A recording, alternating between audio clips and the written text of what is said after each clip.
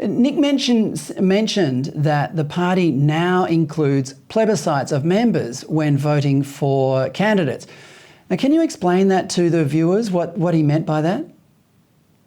Yeah, well, I mean, commonly in a political party like ours, and certainly here in South Australia, each individual, we'll call them electorates, but they're called FECs and SECs. They're state and federal seats, basically, break up into smaller membership groups. And of course, they then get the opportunity to vote for their representative at an election, the person they pre-select, and there's a different regime for the upper house. But in essence, they're small pockets of members that vote for each individual person, whereas perhaps in a plebiscite, the option is given there for all the members to vote for one particular candidate, be it an upper house pre-selection or whatever it might be.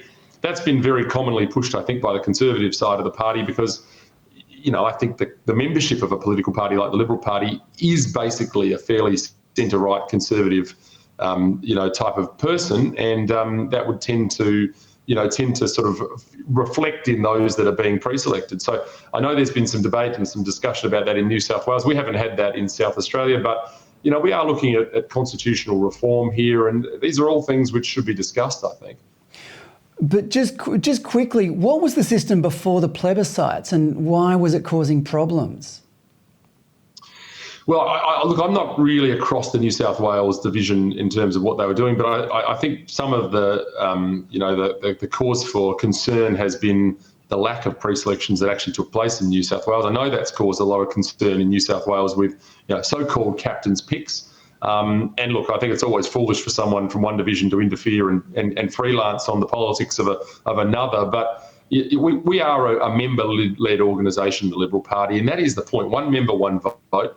I think they're pretty sound principles. And wherever we can make sure that we're getting the membership selecting people, I think we're going to get a reasonable result, particularly when there are lots of members turning up. I mean, one of the other problems with political parties is sometimes you end up with a broad membership and only a very small few that actually turn up to events. And that, of course, gives you a slightly different version as well. So what we want are lots of engaged Conservatives who are ready to pick, people that represent the party's values to go to an election.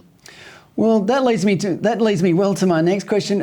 What are branch meetings like in your state? I mean, part of the motivation to join a political party would be that branch meetings are actually fun, are they? Yeah.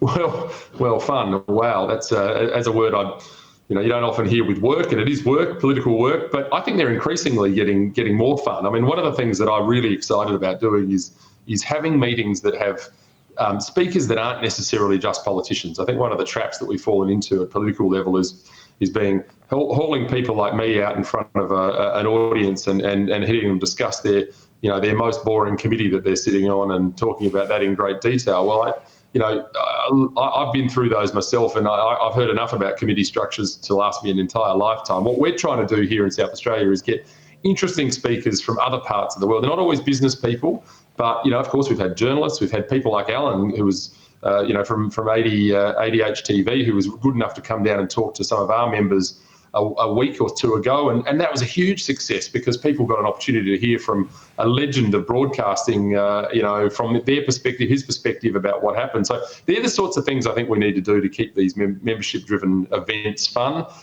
Meetings are meetings, though. You always need a quorum, you always need it there, and it's hard to turn that into a stand-up show, but we're doing our best.